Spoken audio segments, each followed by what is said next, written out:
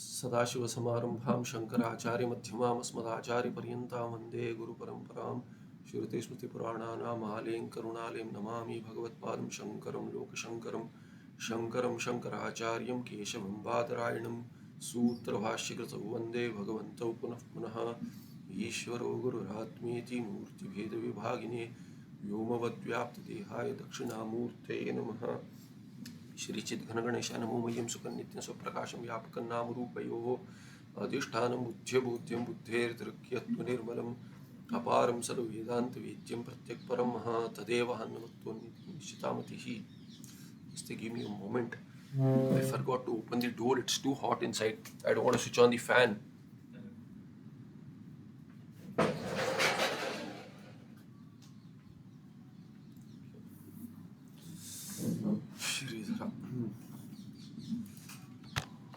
ये तो भोले बाबा आ गया। विचार सागर। ठीक है, आगे तो क्या संदर्भ चल रहा है, हमको देखना पड़ता है क्या चल रहा है। हमने टिप्पण देखा था, बहुत लंबा टिप्पण था, 2 दिन टिप्पण चला। तो ये 431 में प्रसंगाद अन्यत्र अपि, तो पद और पदार्थ में तादात्म्य संबंध जो है वैसे ही प्रसंग से दूसरे संदर्भ में भी आता है। इस संदर्भ के प्रसंग में बता दिया कि अन्यत्र अपि, कहीं और जगह भी ऐसा तादात्म्य आता है, तो ये दिखा दिया। उसमें आगे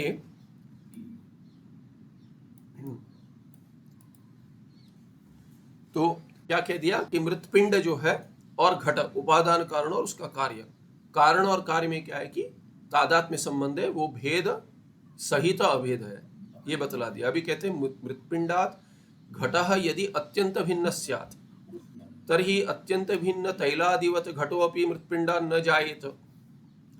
तो कहते हैं मृतपिंड से ही घट बनता है। यदि आपको मिट्टी का घड़ा बनाना है तो मिट्टी से ही बनता है। यदि वो अत्यंत भिन्न होता, माने अत्यंत भिन्न घड़ा यदि मिट्टी से होता तो क्या होता है, तो कहते हैं अत्यंत भिन्न तैलादिवत घटोपि मृतपिंडात न जायेत। अत्यंत भिन्न उदाहरण लेते हैं, तेल। तो तेल जो है, तेल तो मिट्टी से तेल तो नहीं निकाल सकते। हाँ, कहते हैं मिट्टी का तेल, कहते हैं वो मिट्टी से नहीं निकलता है। मिट्टी का तेल कहते हैं केरोसिन को, तो वो मिट्टी से नहीं निकलता है। तो वैसे वो तेल जैसे अत्यंत भिन्न होकर मिट्टी से नहीं आता, वैसे ही क्या है कि घड़ा भी यदि अत्यंत भिन्न होता तो मिट्टी से उत्पन्न नहीं होता, पर मिट्टी से ही घड़ा बनाते हैं। तो इसीलिए क्या, इसका अर्थ क्या हो गया, अत्यंत भिन्न तो नहीं है। यह पहले वाला ही पहले तर्क दिया था इन्होंने, वैसे ही ये दे रहे इस उदाहरण में भी। पद पदार्थ में दिया था, अग्नि यदि अग्निपद से अग्नि पदार्थ अत्यंत भिन्न होता तो जल जैसे उसका भान नहीं होता, जैसे जल भिन्न है, अत्यंत भिन्न है। तो ये अत्यंत भिन्न तो नहीं है। घड़ा मिट्टी का घड़ा मिट्टी से अत्यंत भिन्न नहीं है। उपादान कारणस्य स्वकारेण स अत्यंत अभेद यदि स्यात्। अभी कहते तो अत्यंत भिन्न नहीं है, भेद नहीं है, तो अत्यंत अभेद मान लीजिए, वो भी नहीं हो सकता। क्यों? उपादान कारण से मिट्टी जो है उसका स्वकारेण स घटेन स अत्यंत अभेद यदि स्यात्। यदि अत्यंत अभेद होता तभी क्या, तदा नैव मृदा घट उत्पद्येत। तो घड़े से घड़ा तो उत्पन्न नहीं होता, वैसे ही मिट्टी से भी घड़ा उत्पन्न नहीं होता। अपने से अपने आप की कहाँ उत्पत्ति होती है, इसीलिए वो भी नहीं होता, पर होता है। इसीलिए क्या है कि भेद भी नहीं है अत्यंत, और अत्यंत अभेद भी नहीं है। स्वस्वरूपादेव स्व उत्पत्ति भावात्, अपने स्वरूप से अपनी उत्पत्ति नहीं होती कहीं।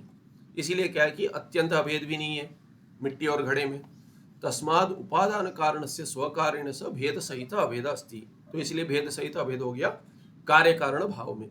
उपादान कारण, निमित्त कारण नहीं, उपादान कारण। ये पहले हमने देखा, दंड कुलाल इत्यादि निमित्त कारण माने जाते हैं, उनसे तो भेदाभेद नहीं है, पर भेद सहित अभेद केवल उपादान कारण से कार्य का है। अभेद सत्वात् भेद पक्षोक्तः दोषः, भेद सत्वात् अभेद पक्षोक्त दोषश्च न प्रसज्यते। तो ये दोष हटाने के लिए कि अभेद कहने से अत्यंत भेद का जो दोष है, अत्यंत भेद होने से जो दोष होता वो नहीं आएगा, और अत्यंत अभेद का दोष भेद से नहीं आएगा, और अत्यंत भेद का दोष अभेद से नहीं आएगा। ऐसे दोनों पक्ष से निराकरण कर दिया इन्होंने। इत्थम उपादान कारणस्य स्वकारण से भेदाभेद रूप संबंध युक्त्या सिद्ध्यति। तो युक्ति से सिद्ध कर दिया कि इनमें भेद सहित अभेद है कार्य कारण में, उपादान कारण और कार्य में। आपात प्रतीत्यापि उपादान कारण से कार्य से भेदाभेदो सिद्ध्यत। अब ये युक्त्या सिद्ध्यति कह दिया, युक्ति से। अभी युक्ति यदि नहीं लगाएंगे माने विचार सिद्ध नहीं है, उसको कहते हैं आपात। आपात कहते हैं उसको। तो आपात प्रतीति माने यदि आप अधिक विचार नहीं करेंगे और ऊपर ही ऊपर देखेंगे तो भी क्या लगेगा, उपादान कारण से कार्य से च भेदाभेदो सिद्ध्यतः। कैसे? तो देखिए, इयम मृत अयम घटः, ऐसे प्रयोग होता है। मृत स्त्रीलिंग है इसलिए इयम मृत मिट्टी, और अयम घटः पुल्लिंग है इसलिए अयम इति प्रतीत्या भेद सिद्ध्यति। तो इयम मृत और अयम घटः कहते हैं, तो दोनों में भेद है। ये मिट्टी है, ये घड़ा है, इसीलिए दोनों भिन्न भिन्न दिखते हैं, इसीलिए भेद सिद्ध हो गया। माने अधिक विचार नहीं कर रहे, इसमें युक्ति नहीं लगा रहे। माने जैसे आप व्यवहार करते हुए वैसे देख लिए, ये मिट्टी है, ये घड़ा है, दोनों में भेद है। कोई नहीं कहता ये मिट्टी घड़ा है करके नहीं कह रहे, ये मिट्टी है, ये घड़ा है। तो इसलिए दोनों भिन्न भिन्न दिख रहे हैं। मिट्टी रखी है, घड़ा रखा है, तो दोनों भिन्न भिन्न दिखते हैं। तो इसमें तो कोई संशय भी नहीं है। इति प्रतीत्या भेद सिद्ध्यति। विचार्यमाणे तु, यदि थोड़ा विचार करेंगे, ज्यादा युक्ति करने की आवश्यकता नहीं है। विचार्यमाणे तु घटस्य अंतर्बहिश्च अंतरेण मृदम न अन्यत् प्रतीयते। किंतु केवल घड़े को देखेंगे, बाहर अंदर यदि टटोल कर भी देखेंगे कि सब मिट्टी ही है, इसलिए अधिक विचार करने की अपेक्षा नहीं है। व्यवहार में देखेंगे, उठाकर देखेंगे क्या है, क्या है बोलते मिट्टी है। ये दूर से कुछ और दिख रहा है, उठा के देख ले रहे तो मिट्टी है, टटोल कर देख ले मिट्टी है, तो क्या कहेंगे, मृत से अन्य प्रतीति नहीं होती, इसीलिए अभेद। किंतु मृदेव प्रतीयते। उठा कर देखा तो उसमें तो कोई सोना, तो कोई पूछेगा अरे ये घड़ा कितने का है, तो बोलता है 500 रुपए का है। अरे इसमें क्या सोना लगा हुआ है, पूछेगा, है तो मिट्टी ही ना, इतना क्यों ले रहे हैं। छोटे से घड़े के लिए 500 रुपया मांग रहे हैं, तो कोई कह देगा क्या सोने का बना है सोने 500 रुपये में नहीं आएगा वो बात अलग है, पर सोना, थोड़ा सोना भी लगा है क्या पूछ लेगा। इसीलिए क्या है कि ये मिट्टी का घड़ा है, मिट्टी ही है करके कहेगा। इसलिए किंतु मृदेव प्रतीयते तस्मात् अभेद सिद्ध्यति। इसलिए अधिक विचार की अपेक्षा भी नहीं है, उसमें भी भेद और अभेद दोनों सिद्ध होता है। अनेन उपादान कारण कार्ययोः भेदाभेद रूप तादात्म्य संबंधो अस्ति। तो तादात्म्य क्या है, भेद अभेद दोनों होता है, जिसमें उसको तादात्म्य कहते हैं। वैसा संबंध, भेद में संबंध होगा, अभेद में संबंध नहीं होगा, इसीलिए उसको तादात्म्य कह दिया, माने वही स्वरूप है उसका, ऐसे प्रतीत होता है। तद्वत गुणगुणिनोरपि भेदाभेद संबंधो अस्ति। गुण और गुणी के बीच में भी, जो हमने देखा कि तार्किक जहाँ समवाय संबंध कहता है, गुण और गुणी में भेद अभेद संबंध है। घट रूपस्य घटात् अत्यंत भेदः यदि स्यात् तदा घटस्य पटेन अत्यंत भेद सत्वात् यथा पटम अनाश्रित्य घटः स्वातंत्र्येण वर्तते तथा घट रूपमपि घटम अनाश्रित्य स्वातंत्र्येणैव तिष्ठेत। तो एक युक्ति दे रहे हैं कि गुण गुणी के बीच में क्या उदाहरण है। रूप गुण है, रूपी गुणी है। तो रूप किसमें होता है, सोचिए रक्त या नील है, ऐसे कुछ। तो घड़ा है, तो नील रूप का घड़ा है, तो उसमें गुण होगा क्या, नील, और गुणी हो जाएगा घड़ा, घट। तो कहते हैं घट रूपस्य, नील है, नीलत्वस्य, नीलस्य, नील घट रूपस्य, घट का रंग क्या है, नील है कहेंगे। तो उसका घटाद अत्यंत भेद है यदि स्यात्, यदि नीला घड़ा कहेंगे, उसमें नील जो रंग है नीला और घड़े के बीच में अत्यंत अभेद यदि होता, यदि स्यात् तदा घटस्य पटेन अत्यंत भेद सत्वात्। घट पट से भिन्न है, अत्यंत भिन्न है। तो जो कपड़े से घड़ा अत्यंत भिन्न है, वैसे यथा पटम अनाश्रित घट स्वातंत्र्येण वर्तते। तो ये पट से घट अत्यंत भिन्न है। तो पट यदि रखा है, घड़े के पास रखा हुआ है, पट को हटा देंगे तो घड़ा रहेगा कि नहीं रहेगा, घड़ा तो रहेगा। पट हटाने से, कपड़ा हटाने से, ढका हुआ है घड़ा या उसके नीचे कपड़ा रखा हुआ है, वो हटाने से घट तो रहेगा, घड़ा रहेगा। वैसे ही स्वातंत्र्येण यथा वर्तते तथा घट रूपम अपि घटम अनाश्रित्य, घट का आश्रय बिना लिए घट रूप भी रह जाता स्वातंत्र्येण एव तिष्ठेत। नीला रंग घड़े से हटाकर देख सकते हैं क्या आप, रंग को नहीं देख सकते, रंग किसी द्रव्य में आश्रित ही होगा।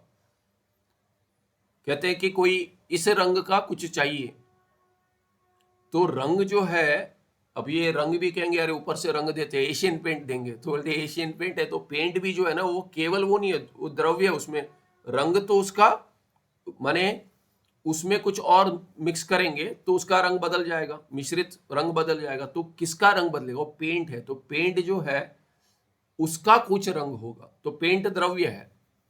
इसीलिए केवल रंग नहीं लेके आते, कहते हैं रंग लेकर आए करके कह देंगे, पेंट लेकर आओ, रंग लेकर आओ, पर वो रंग कुछ द्रव्य में आश्रित है। वैसे ही तो यहाँ पे क्या है कि यदि अत्यंत भिन्न होता रूप रूपी से, तो रूप तो बिना रूपी के रह जाता, माने घड़े के बिना भी रंग रह जाता, पर नहीं रहता। हाँ, घड़े के बिना आप कहेंगे अभी ये नीला घड़ा है और नीला कपड़ा लेकर आए और ये नीले घड़े में से नीला यदि हटा देंगे, कोई कहेगा कि नीला हटा देंगे, धो धो के नीला रंग हटा देंगे, तो क्या कहेंगे? अभी नीला फिर भी पट में है, पट में है ना, पट में आश्रित है फिर भी वो रंग, तो कहीं किसी द्रव्य में आश्रित ही होगा, पर वास्तविक रूप को द्रव्य से हटाकर नहीं देख सकते, गुण को गुणी से हटाकर नहीं देख सकते, दोनों में अत्यंत भेद नहीं है, यह सिद्ध हो गया। गुण गुणिनो हो अत्यंत अभेद यदि स्यात्, यदि दोनों में अत्यंत अभेद होता कि ये नीला रंग जो है वही घड़ा है, घड़ा जो है वही नीला रंग है, ऐसे अत्यंत अभेद यदि होता, तदापि घट रूपम घटाश्रितम न स्यात्, तब तो क्या है कि दो अत्यंत अभिन्न है। घड़े में घड़ा रहता है क्या? घड़े में घड़ा नहीं रहता है। हाँ, तार्किक कुछ स्वरूप संबंध से रहता है करके कह देते, वो तो कल्पित है। वास्तविक वही घड़ा उसी घड़े में नहीं रहेगा। घड़े में घड़ा माने छोटा घड़ा बड़े में डालते हो, जैसे वो रशियन डॉल्स होते हैं, एक के अंदर एक के अंदर एक, वैसे नहीं कह रहा हूँ। वही घड़ा उसी घड़े में तो नहीं रहेगा। अत्यंत भिन्न यदि अत्यंत अभिन्न यदि है, अभेद है दोनों में, दो तो नहीं होंगे, एक ही होगा। अत्यंत अभेद माने दो नहीं होंगे, एक ही होगा। वैसे घड़ा जैसे उसी घड़े में नहीं रह सकता, वैसे ही क्या है कि रंग घड़े में नहीं रहता यदि अत्यंत अभेद होता। स्पष्ट है? तो एक तर्क लगाकर बता दिए, गुण गुणी में अत्यंत अभेद नहीं है, अत्यंत भेद भी नहीं है। तस्मात् गुण गुणिनोरपि भेदाभेद रूप तादात्म्य संबंधो अस्ति। इसीलिए क्या है कि दोनों दोष हटा निकलिया, गुण और गुणी में क्या है? तादात्म्य संबंध है, न कि समवाय संबंध। तार्किक का निराकरण कर दिए। ये तो संदर्भ से कर रहे, इधर अपेक्षित नहीं है ये सब, पर बता रहे कि समझने के लिए पद और पदार्थ, संदर्भ तो पद पदार्थ का ही है। कहते पद पदार्थ में जो अत्यंत अभेद नहीं है, अत्यंत भेद नहीं है, तादात्म्य संबंध है, वैसे ही क्या है तादात्म्य संबंध अन्य जगह पे भी दिखाई देते। उस उदाहरण से स्पष्ट हो जाएगी कैसा संबंध होगा और क्यों होना चाहिए कि पद पदार्थ में केवल तादात्म्य ही घटेगा और कोई संबंध नहीं होगा। इयमेव युक्ति ही जाति व्यक्तयो हो, यहाँ पे डबल तकार हो गया, दो तकार हो गए, ककार छूट गया, यहाँ पे आगे खींचना पड़ेगा आपको। जाति व्यक्तियो हो क्रिया क्रिया क्रियावतोश्च भेदा भेद रूप तादात्म्य संबंधे अवगंतव्या। तो ये क्या है कि ये युक्ति जाति व्यक्ति के बीच में भी और क्रिया क्रियावान के बीच में भी जो समवाय संबंध तार्किक कहता है, वैसे ही आपको यहाँ पे घटाना पड़ेगा ऐसे उदाहरण लेकर कि अत्यंत भिन्न होता तो ऐसा हो, माने जैसे दूसरा अत्यंत भिन्न उससे आश्रित ही, उसके आश्रित की अपेक्षा नहीं रखता, वैसे ही स्वतंत्र रह जाता, वैसे ही ये भी रह जाता, ऐसे आपको घटाना पड़ेगा। इसीलिए कहते जहाँ जहाँ समवाय संबंध है वहाँ पे तादात्म्य संबंध घटा दिया है। पूर्व मीमांसा का पक्ष भी है तो इसीलिए उसके पक्ष से ही आगे चल रहे हैं। तो भट्टमत जो है वो मानकर, मैंने उनके मत से खंडन कर दिया। अभी वो वैसे ही हमारा भी तादात्म्य है क्या? तादात्म्य हम भी मानते हैं गुण गुणी में, पद पदार्थ में, किंतु वैसा तादात्म्य नहीं मानते जैसे भट्ट मानते। तो उसका खंडन आगे आएगा ये 432 में। इयमेव युक्ति ही जाति व्यक्तियों हो क्रिया क्रियावितोश्च भेदा भेद रूप तादात्म्य संबंधे अवगंतव्या। ये तो देखा हमने, ये युक्ति माननी चाहिए। खंडनीय मतस्य अनेक युक्ति भी प्रसादने प्रयोजनाभावात् न युक्त्यंतराणि प्रदर्शन्ति। यहाँ पे भी ककार जो खींच लीजिए आगे। तो ये मत तो खंडन करना है इसका, तो इसमें कितनी युक्तियां दी? एक युक्ति पर्याप्त है। इसी युक्ति को लेकर आप जाति व्यक्ति में भी लगा दीजिए, क्रियावान में भी लगा, क्रिया क्रियावान में भी। वो दिखा नहीं रहे क्योंकि कुछ वो उस प्रसादन में कोई प्रयोजन नहीं है, अधिक लाभ कुछ नहीं है, संदर्भ में बता दिया तो आप घटा लीजिए कह रहे, अधिक कुछ आपको युक्तियां काम माने उसका कुछ लाभ नहीं होगा। हाँ, बुद्धि वैशारदाय करके कहते हैं, तो कीजिए चाहिए तो। 432 से 437 में कहते हैं भट्टमत खंडनम। क्या है ये?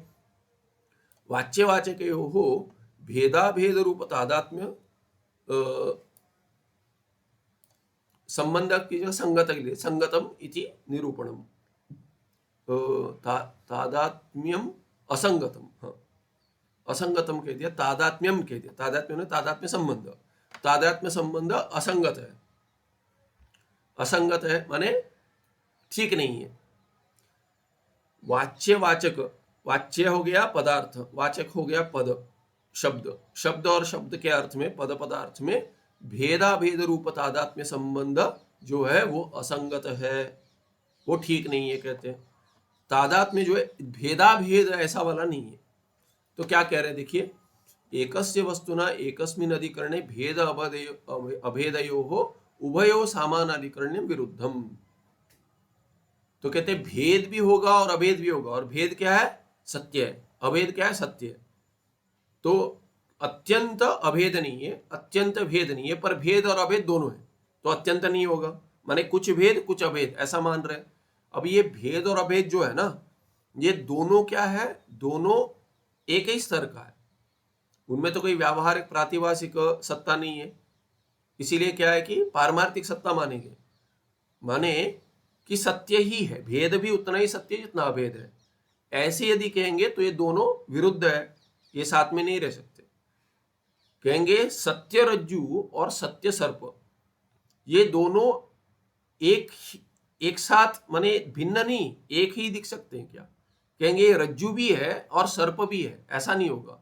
या तो रज्जु की प्रतीति होगी या तो सर्प की होगी, दोनों की होगी। कहेंगे ये जो रज्जु है, एक को रज्जु दिख रहा है, दूसरे को सर्प दिख रहा है, और दोनों सत्य है, ये तो नहीं होगा। तो एक का कल्पित है या तो दोनों का कल्पित हो सकता है, पर एक कल्पित होगा ही होगा। तो कल्पित और कल्पित में कोई विरोध नहीं है, सत्य और कल्पित में कोई विरोध नहीं है, पर सत्य और सत्य में तो विरोध है। दोनों एक साथ नहीं रह सकते। एक साथ माने एक ही दिखेगा, दोनों नहीं दिखेंगे सत्य रूप से।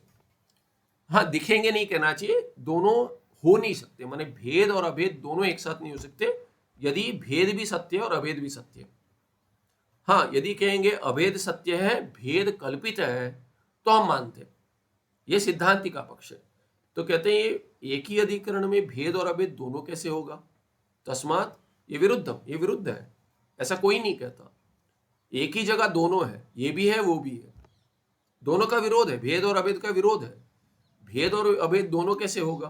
तस्मात् स्थल चतुष्टये अपि भेदाभेद रूप तादात्म्यम यदुक्तम तत्सकलम विरुद्धम इति युक्तिमन्तः वदन्ति। तो ये जो युक्ति लगाने वाले लोग क्या कहते हैं, ये ठीक नहीं है। चारों जगह पे जहां समवाय संबंध बताया है, वहां आप तादात्म्य बता रहे हो भेद सहित अभेद, ठीक नहीं है। हमने तो चलिए समवाय की कल्पना की, कोई संबंध है, उसका तो खंडन हो गया, तो आप तो तादात्म्य का कह रहे हैं, और भेद सहित अभेद ये भी विरुद्ध है, तो ये भी ठीक नहीं है। तार्किक भी कहेगा ठीक नहीं है, भेद सहित अभेद कैसे होगा? वेदांती भी कहेगा। अत्र अयम अभिप्राय, क्या अर्थ है इसका? एकस्मिन् घटे स्व अभेदस्य अन्य वस्तु भेदस्य च सामानाधिकरणिम यद्यपि अस्ति। तो कहते हैं एकस्मिन् घटे, एक ही घट में क्या है? स्व अभेदस्य, ये तार्किक का मत है, अपने से अभेद, अपने से अपना ही अभेद है, और अन्य वस्तु भेदस्य च, तो घटपट से भिन्न है, अन्योन्य अभाव कहते हैं इसको, तो भेद कहते हैं। तो घटपट से भिन्न है, पट घट से भिन्न है, तो पट का भेद घट में रहेगा, पट का भेद कहेंगे, पट का भेद करके धर्म कहेंगे, वो धर्म कहाँ रहेगा? घट में रहेगा। और घट का घट से अभेद है, इसलिए वो स्वरूप संबंध कहते हैं, तो वो भी रहेगा। तो घट से अपने घट का ही अभेद अपने में रहेगा, और पट का भेद अपने में रहेगा, इसलिए दोनों भेदाभेद तो रह रहे। यदि ऐसा विचार करेंगे, स्व अभेदस्य अन्य वस्तु भेदस्य च सामान्याधिकरणम यद्यपि अस्ति, तार्किक के मत में, तथापि यस्य अभेद अस्ति तस्यैव भेदस्तत्र नास्ति। घट के साथ घट का अभेद है, और घट का ही भेद नहीं रह रहा, पट का भेद रह रहा है। उसी का भेद अभेद नहीं रह रहा है, अन्य वस्तु का भेद रह रहा है। पट का ही अभेद नहीं रह रहा है, घट का अभेद रह रहा है और पट का भेद रह रहा है, न कि घट का भेद। इसी दृष्टि से क्या है कि जिसका भेद है उसका अभेद नहीं है और जिसका अभेद है उसका भेद नहीं है, इसीलिए भिन्न भिन्न का अभेद और भेद एक साथ रह रहा है, ऐसा कह रहे हैं। तार्किक के मत में, तार्किक पे यदि पूर्व मीमांसा आक्षेप लगाएगा, अरे आप अपने हमारे तादात्म्य में भेदाभेद साथ नहीं रह सकता, कैसे आपके इसमें भी अन्योन्य कहते हैं आप, अन्योन्य भेद है, उसमें भेद के साथ स्वरूप संबंध में अभेद भी रह रहा है। घट का घट से अभेद है, घट का अभेद घट का घट में ही रह रहा है और पट का भेद भी घट में ही रह रहा है। तो तार्किक कहेगा कि ये दोनों एक ही वस्तु का भेदाभेद नहीं है, एक ही वस्तु का भेदाभेद नहीं है, अन्य का है। इसीलिए क्या है कि उसमें कोई दोष नहीं है। यस्य भेदोस्ति तस्यैव अभेद नास्ति इति अभिप्रायेण एकस्य वस्तुना भेदाभेदो विरुद्धौ इति उच्यते। एक ही का भेद और अभेद एक साथ नहीं रहेगा एक अधिकरण में, वो विरुद्ध है, ये एक अभिप्राय बताए। दूसरा क्या है, एकस्य घटस्य स्वस्मिन् अभेदः परस्मिन् भेदश्च यद्यपि अस्ति। एक ही घट का क्या है, यद्यपि एकस्य घटस्य, एक ही घट का क्या है, स्वस्मिन् अभेद परस्मिन् भेदश्च यद्यपि अस्ति। ठीक है, वो मान रहे हैं ना भेदाभेद, अपने में ही अपना अभेद और दूसरे का भेद है। हाँ ठीक है, यदि है तथापि यत्र अभेदोस्ति तत्र नास्ति भेद, जहां अभेद है वहां पे भेद नहीं है और जहां पे भेद है वहां पे अभेद नहीं है। यत्र भेदास्ति तत्र नास्ति अभेद इति अभिप्रायेण एकस्य वस्तुना भेदाभेद भेदौ एकस्मिन् अधिकरणे विरुद्धौ इत्युच्यते। तो कहते हैं वही नहीं है, एक ही जगह पे नहीं है, दोनों भिन्न भिन्न है करके बतलाते। ये दूसरा और पहले में उतना अंतर नहीं है, तो ऐसा विरोध नहीं दिखा सकते हमारे दर्शन में, तार्किक कहेगा, जैसे आपके पूर्व मीमांसा में है भेदाभेद एक साथ रहेगा। तो एक ही अधिकरण में भेद और अभेद नहीं रहता, ऐसे कह दिया एक ही वस्तु का। किंच भेदाभेदो परस्परम विरोधिनो, दोनों का एक दूसरे विरोध है, भेद है कि अभेद है, दोनों का विरोध है, एक ही साथ कैसे रहेंगे। एकस्मिन् वस्तुनि यस्य भेदास्ति तस्य अभेदः, यस्य अभेदास्ति तस्य भेदश्च विरुद्ध एव। तो आप कथन ही ठीक नहीं है, कहते जिसका भेद है उसी का अभेद वहां रहेगा और जिसका अभेद है वहीं उसी का भेद भी रहेगा, दोनों दृष्टि से विरोध दिखता है। तस्मात् वाच्यवाचकयो गुणगुणिनी हो, वाच्यवाचक हो ना पद पदार्थ में, गुणगुणी जैसे रूप और घट, और जाति व्यक्ति मनुष्यत्व और मनुष्य, क्रिया क्रियावतो जैसे वो भ्रमण क्रिया और चक्र, उपादान कारण तत्कार्योश्च माने मिट्टी और घड़ा, उदाहरण में भेदाभेद रूप तादात्म्य संबंध अभ्युपगमः असंगत एव। तो ये ठीक नहीं है, भेद और अभेद ठीक नहीं है करके पूर्व मीमांसक का निराकरण कर दिया। देखिए वेदांत के पास ब्रह्मास्त्र है, तो यदि उन दोनों में एक दूसरे का हो या किसी ने भी किसी और का निराकरण कर दिया और हमें ठीक लगता है, युक्ति ठीक लगती है, तो हमें और युक्ति लगाने की आवश्यकता नहीं है, तो बतला देते हैं कि ठीक है, अच्छा है, आपने इनका बता दिया इनका दोष और उन्होंने आपका दोष बता दिया, जिन्होंने भी आपका दोष हम मानते हैं वो ऐसे दोष है तो छोड़ देते उसको। हाँ, यदि किसी ने खंडन नहीं किया है तो हम अपने ओर से भी और कुछ खंडन कर देंगे, अपेक्षता नहीं है। यदि किसी ने किया है युक्ति ठीक है तो कहेंगे ठीक है। जैसे बौद्धों में बौद्ध आके निराकरण करते द्वैती का इत्यादि करते हैं तो कहते हैं वाह वाह वाह बहुत अच्छा। गौड़पादी का गौड़पादीय कारिका में भगवान गौड़पाद कहते हैं मांडुक्य कारिका में, अरे हमें तो बहुत आनंद आ रहा है कि आपने अच्छी युक्ति लगाई करके कहते हैं कि आपने निराकरण कर दिया। क्षणिक विज्ञानवादी जो भी करता है तो कहते हैं बहुत प्रशंसा करते हैं, आपने अच्छा तर्क लगाया कि हमें अच्छा लगा कि आपने तर्क से उनका निराकरण कर दिया, ठीक तर्क है। फिर कहते हैं अभी यही तर्क आपके ऊपर लगेगा और आपने अच्छा तर्क लगाया उनके ऊपर, पर आप अपने दर्शन में झांक कर देखिए वही तर्क लगेगा और आपका भी निराकरण इसी से होगा करके आगे बाद में अंतिम इसको प्रथम मल्ल न्याय कहते हैं। तो प्रथम मल्ल न्याय सांख्य आस्तिक, इसमें ना आस्तिक दर्शन में सांख्य का निराकरण करने से सबका निराकरण हो जाता है। मोटा मोटा।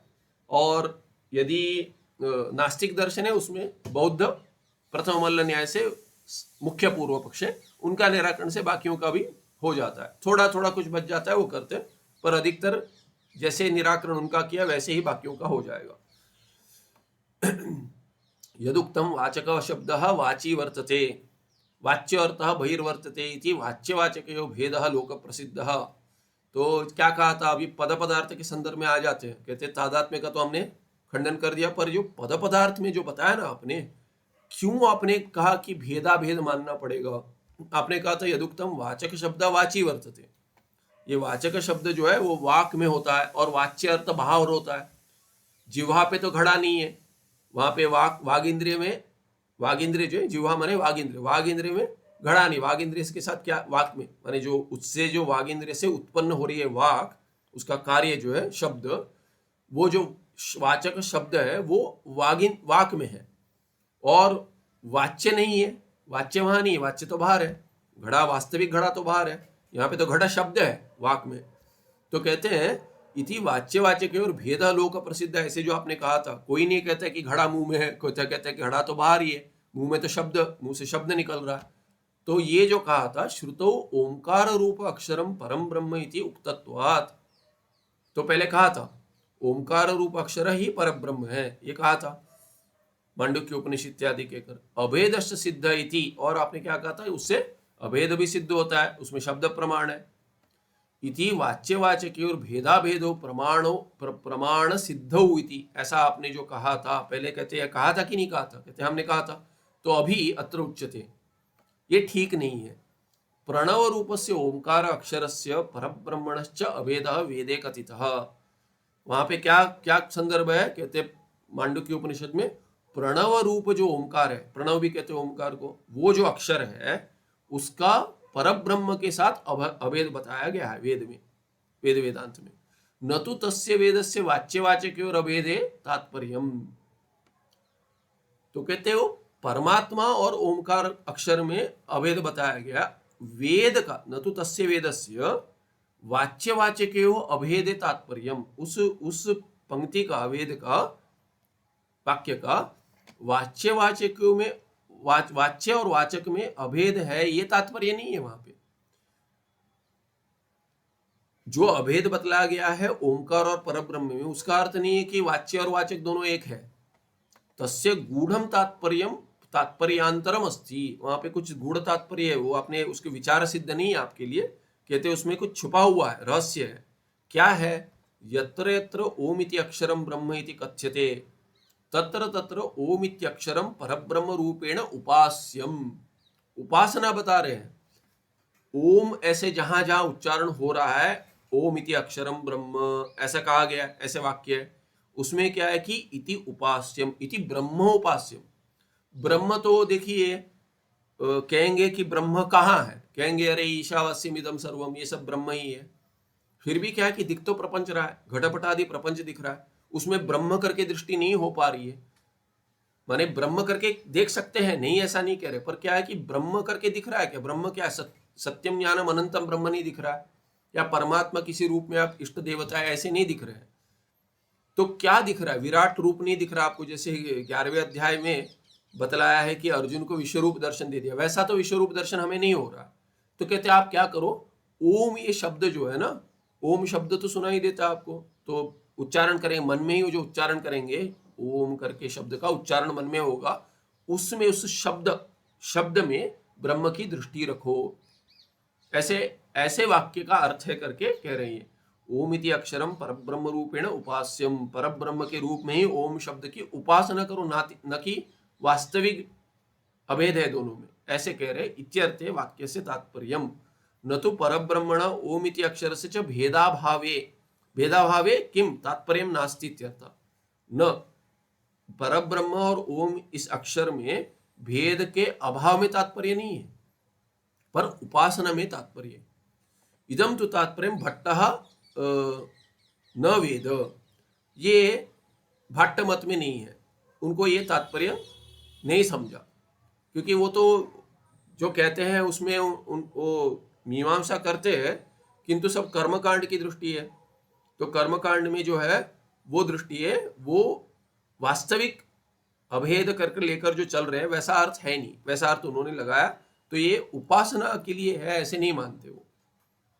यथा विधीयते तथा एव उपास्यस्य स्वरूपेण भाव्यमिति न नियमः, किंतु वस्तुना स्वरूपम विहाय रूपांतरणापि वस्तु उपास्यते। तो कहते हैं बहुत सारी चर्चा आती है ब्रह्म किस रूप के है इत्यादि। रूप माने क्या स्वरूप है, स्वरूप का कथन होता है, तटस्थ लक्षण का कथन होता है। तो ब्रह्म का जहां जहां जिस जिस रूप में कथन आया है वैसे ही उपासना होनी चाहिए, ऐसा नहीं है। तो वस्तु का जो स्वरूप है उसको छोड़कर भिन्न रूप से भी उपासना हो सकती है। तो दोनों एक है ऐसे वास्तविक होना चाहिए, ऐसा नहीं है। जैसे कहते हैं मनो ब्रह्म इति उपासित, मन को मन ब्रह्म इति उपासित, मन को ब्रह्म के रूप में उपासना। वास्तविक दोनों में अभेद है क्या? मन और ब्रह्म को एक नहीं मानता, तो वहां पे भी मान लीजिए, वहां तो नहीं मानते आप। तो वैसे उपासना करनी है जैसे कहा गया है, वैसे ही यहाँ पे भी उपासना के लिए नियम है। तो स्वरूप जैसा है वैसे ही उपासना कीजिए, ऐसा नियम नहीं है। भिन्न रूप में भी कथन करके ये उपासना के लिए कथन हो सकता है। यथा उदाहरण देते, यथा सालग्रामस्य विष्णु रूपेण बाणस्य शिव रूपेण च उपासनम शास्त्रेण उपदिश्यते। तो भिन्न भिन्न शिवलिंग है, ये है इत्यादि। तो बाण को देखते या सालग्राम ले लीजिए, विष्णु देख लीजिए, ऐसा जो उपासना के लिए कहते हैं उनमें कोई स्वरूप में अभेद नहीं है, स्वरूप में तो भिन्न भिन्न ही है। जो सालग्राम का पत्थर है वो तो पत्थर ही है, वो विष्णु का जो स्वरूप है वैसा नहीं है। दोनों में अभेद नहीं है, वास्तविक अभेद नहीं है, किंतु उपासना के लिए ऐसे विधि है। तत्र शंख चक्र गदाद्युपेत चतुर्भुज विशिष्ट मूर्ति ही न सालग्रामे अस्ति। सालग्राम में कहा आपको शंकर चक्र गदाधारी दिख रहे हैं? सालग्राम में तो नहीं है। वैसे कहीं कहीं तो क्या है कि अभी सालग्राम मिलता है, नर्मदा से मिल, कहते हैं कि अभी वास्तविक वैसे ही नैसर्गिक है कहते हैं, पर वो खुलता है, कटता है और अंदर चक्र होता है। अभी वो बनाया होता है कि होता है वास्तविक पता नहीं, किसी ने दिया था वास्तविक होता है करके, तो काटा भी होगा पता नहीं, पर अंदर चक्र होता है। तो वैसे तो अभी बाहर से नहीं दिखता ना कि शंख चक्र गदा इत्यादि सब उसमें सालग्राम में दर्शनीय है। सालग्राम तो वैसे ही जैसे अंडाकार का पत्थर दिखता है। तो कहते हैं तत्र शंख चक्र गदाद्युपेत चतुर्भुज विशिष्ट मूर्तिर न सालिग्रामे अस्ति, न च बाणे गंगा अलंकृत जटाजूट डमरूक चर्म कपालाद्युपेता भद्रा मुद्रया शरणागतानां गुणत्रयातीत आत्मतत्व उपदेष्ट्री मूर्तिरस्ति।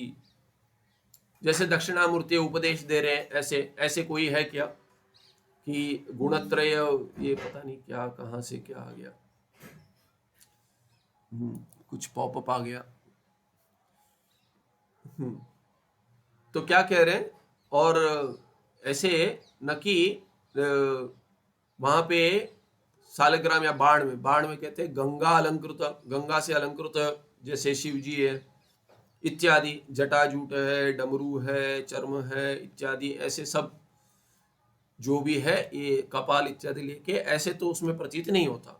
भद्र मुद्रा लेकर, माने चिन्ह में मुद्रा, वैसे चिन्ह मुद्रा कहते हैं वो।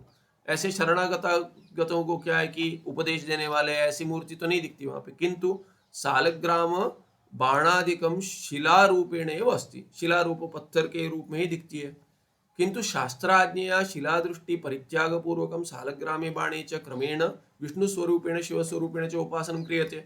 वैसे सालग्राम में विष्णु की उपासना कीजिए, और इसमें बाण इत्यादि या शिवलिंग में शिव जी की उपासना कीजिए। ऐसे जो ये शास्त्र आज्ञा से होता है, शास्त्र आज्ञा से शिला दृष्टि परित्याग पूर्वकम, कि उसको शिला दृष्टि, उसको पत्थर करके ना देखें। पत्थर करके देखेंगे और तभी कैसे आप शिव जी या विष्णु जी की देखेंगे उसमें, इसीलिए उसका पहले त्याग कीजिए, पत्थर दृष्टि का त्याग कर कर विष्णु रूप में या शिव रूप में देखिए। ऐसे उपासनम क्रियते, ऐसे उपासन करते हैं। तस्मात् उपासनम न उपास्य स्वरूप अधीनम किंतु विधि अधीनम। तो उपासन क्या, उपासन का स्वरूप जैसा वैसा नहीं है वो, किंतु विधि के अधीन है। स्वरूप के अधीन ना होकर विधि के अधीन है। नहीं स्वरूप तो ऐसा नहीं है तो वैसे उपासन क्यों करे, नहीं पूछ सकते, विधि के अधीन है वो।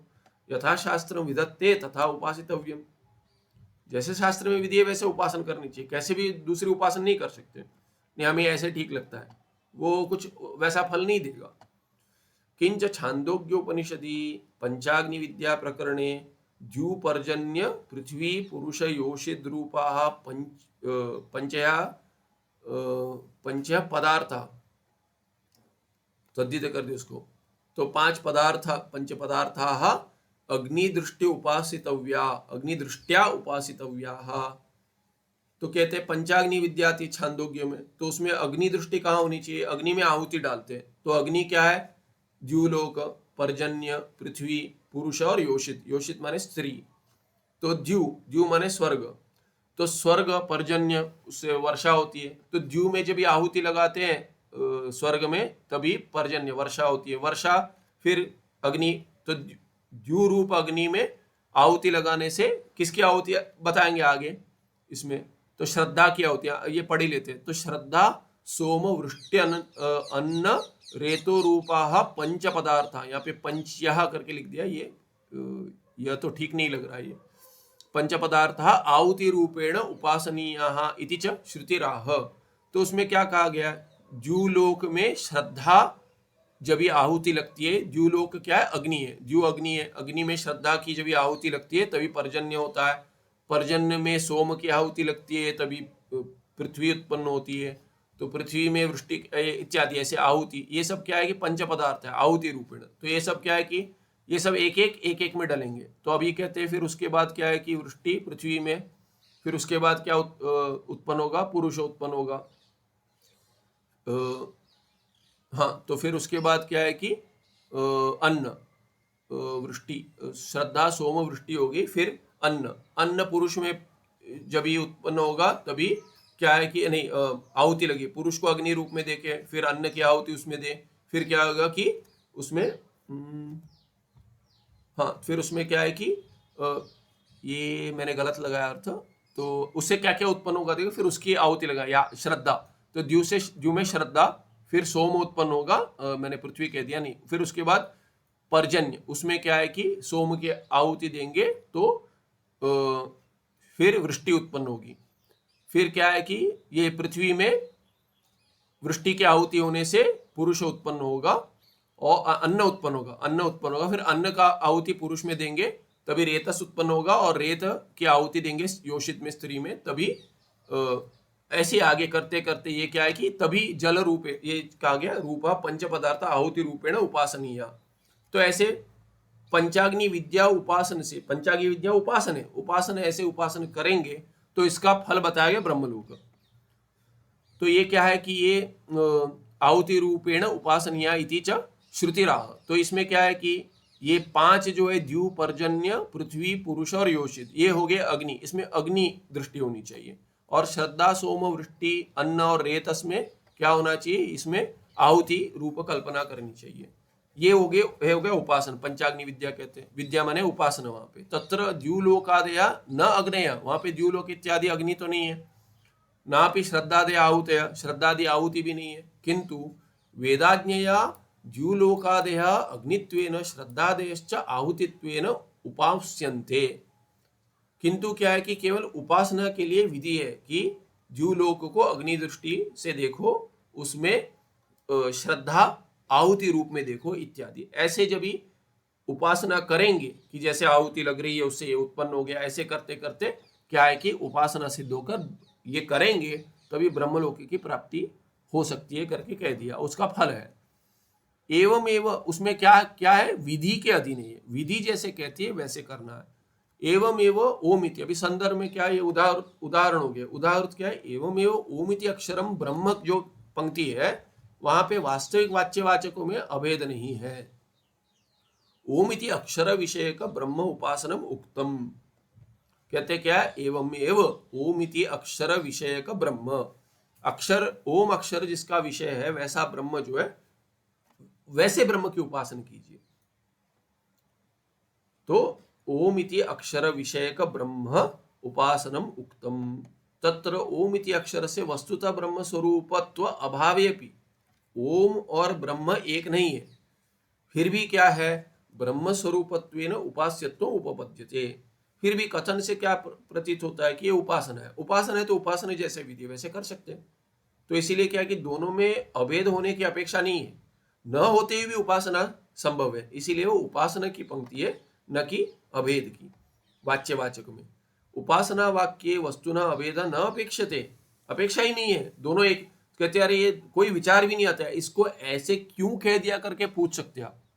उपासना मैंने क्यों, कुछ युक्ति है क्या उसमें, तो युक्ति कहीं कहीं भगवान भाष्यकार कहते हैं, जैसे तैत्तिरीय में पक्षी कल्पना आती है कि ये उसका बाया पक्ष है, ये दाया पक्ष है, इत्यादि जो कथन होता है उसमें क्या है कि कहीं कहीं कहते हैं ऐसा क्यों है, फिर यजुर्वेद को शिर कह दिया इत्यादि कहते, तो भगवान भाष्यकार कहीं कहते हैं उसको शिर क्यों, वो प्राधान्य है, होम का प्राधान्य है। फिर आगे कहते ना ना ना, कोई कह देगा अरे हमारा ऋग्वेद यजुर्वेद से क्या कम है, कोई कहेगा सामवेद क्या कम है, कि वेदानाम सामवेदो अस्मि करके भगवान कृष्ण कहते हैं और आप कहते हैं यजुशिर है क्योंकि होम प्राधान्य से कहा है। तो कहते हैं ऐसा क्यों कह रहे हैं, ऐसे कोई पूछ लेगा, इसलिए कहते हैं अथवा, अथवा करके कह रहे थे। वहां पे क्या है कि श्रुति उक्तत्वात्, श्रुति कहती है इसलिए ऐसा, ऐसी उपासना कीजिए, उसमें कोई क्यों ऐसे प्रश्न नहीं आना चाहिए।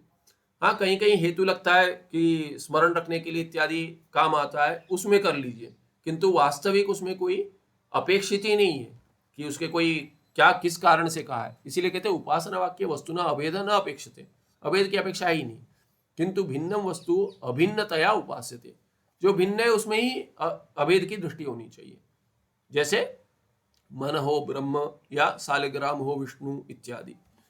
विचार्यमाणे ब्रह्मवाचकस्य ओंकारस्य, ब्रह्म का वाचक क्या हो गया, ब्रह्म हो गया पदार्थ वस्तु, और उसका वाच्य हो गया, और वो वाचक क्या है, उसका वाचक है ओंकार, ओंकारस्य वाचकस्य ओंकारस्य, स्ववाच्य ब्रह्मणा, उसका वाच्य हो गया ब्रह्म, वाचक हो गया ओंकार पद, और वाच्य ब्रह्म पदार्थ, स अभेद युज्यते च, विचार्यमाणे स अभेद युज्यते च, विचार करेंगे तो क्या कहेंगे, अभी आगे बता रहे, दूसरा दृष्टि बता रहे, विचार करेंगे, विचार्यमाण्य ब्रह्मवाचकस्य ओंकारस्य स्ववाच्य ब्रह्मणा स अभेद युज्यते च, कैसे, कलशादि जड़ रूप अर्थवाचकानां घटादि पदार्थानां तु स्ववाच्य जड़ रूप अर्थै अभेदः न युज्यते।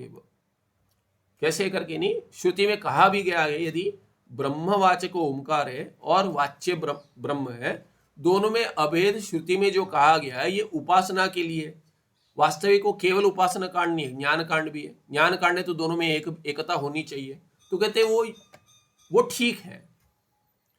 उदाहरण जो आपने दिया था ना कि ओंकार शब्द और ब्रह्म जो शब्दार्थ है दोनों एक है, ऐसी श्रुति कहती है। पहले कह दिया वो उपासना है, दोनों में अत्यंत, दोनों में अभेद होने की अपेक्षा नहीं है, अभेद न अपेक्षते, उपासना वाक्य देखेंगे। पर ये ज्ञान वाक्य देखेंगे, दोनों में अभेद है, ज्ञान वाक्य भी है वो, यदि वैसा है तो दोनों में अभेद ठीक है।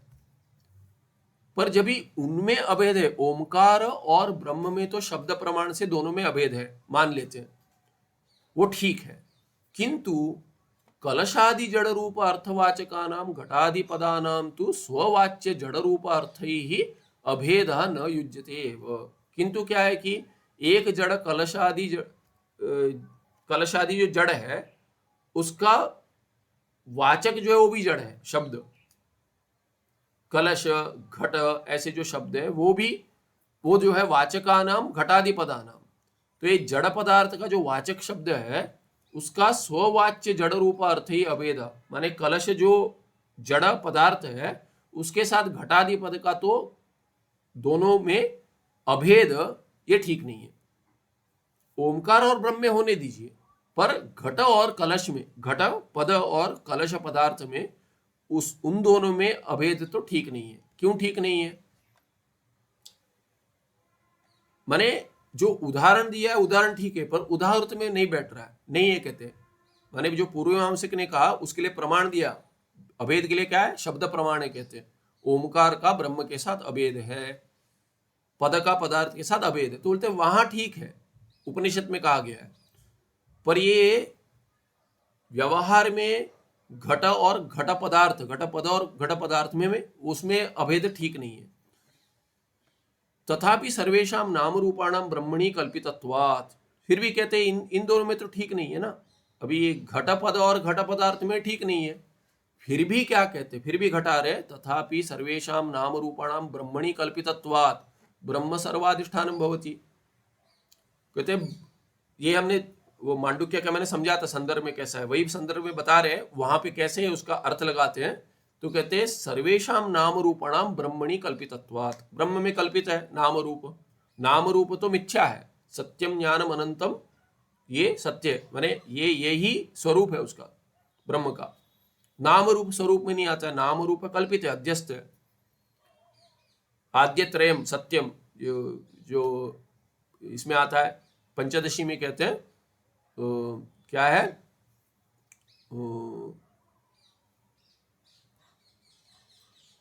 प्रियम अस्ति भाति प्रियम और नाम रूप। अस्ति भाति प्रिय, अस्ति माने सत्य, भाति माने चित, और प्रियम माने आनंद, सच्चिदानंद। तो सच्चिदानंद के लिए क्या कह दिया, अस्ति भाति प्रियम और नाम रूप, ये 5 है। उसमें आद्य त्रयम क्या है, ये 2, ये 3 सत्य है, बाकी 2 कल्पित है। नाम रूप मिथ्या है।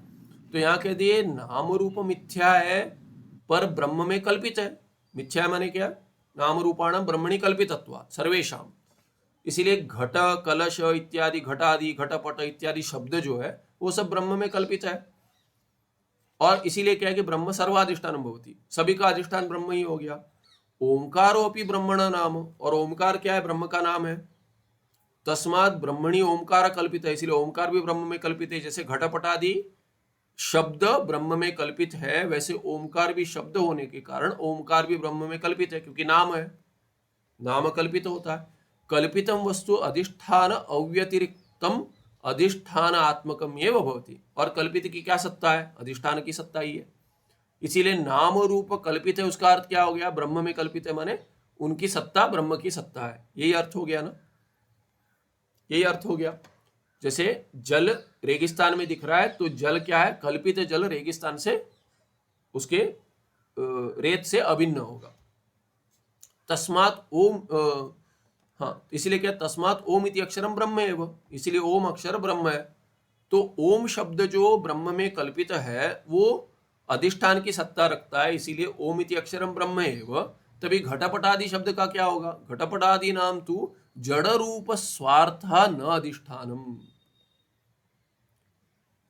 घट घट पद जो है उसका अधिष्ठान ब्रह्म है, न कि घट पदार्थ।